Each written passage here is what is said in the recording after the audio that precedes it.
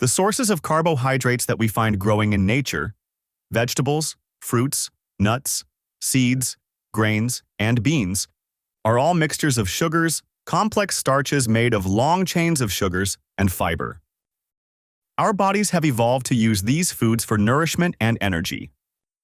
In nature, high-carb foods with little fiber or highly concentrated sugars are very rare. In the grocery store, such foods are plentiful. How does that happen?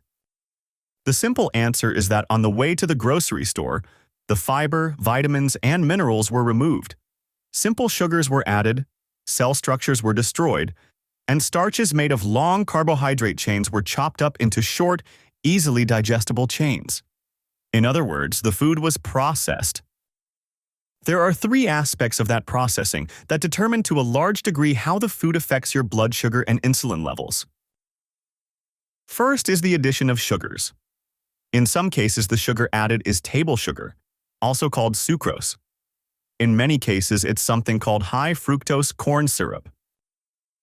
To make corn syrup, you start with a corn kernel and strip off the outer covering where the fiber and the vitamins are.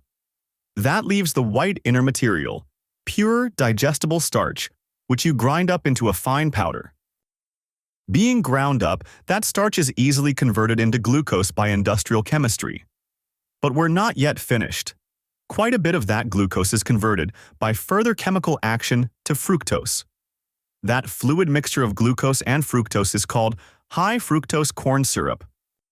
High fructose corn syrup is cheap to make and easy to add to food, so you'll find it in many processed and highly processed foods. It carries a double whammy.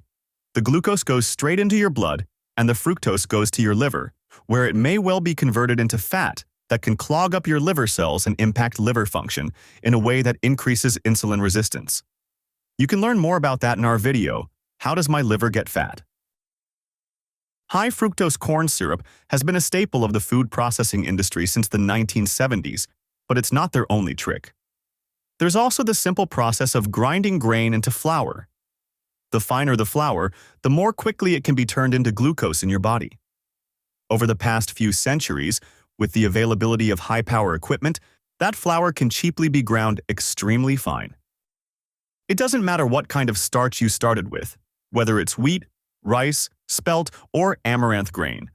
When you grind it into extremely tiny pieces, you create a substance that much more rapidly turns into glucose. Third, food processing often removes fiber. A serving of applesauce, for example, has less than half the fiber of an apple.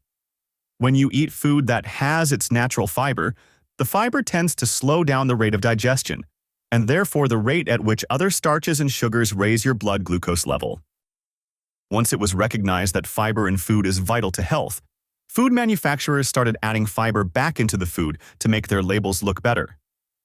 The labels do look better, but they're misleading, since that added fiber is not all bound up with the starches and sugars in such a way as to slow down their digestion, which means there's no real benefit in terms of effect on blood sugar.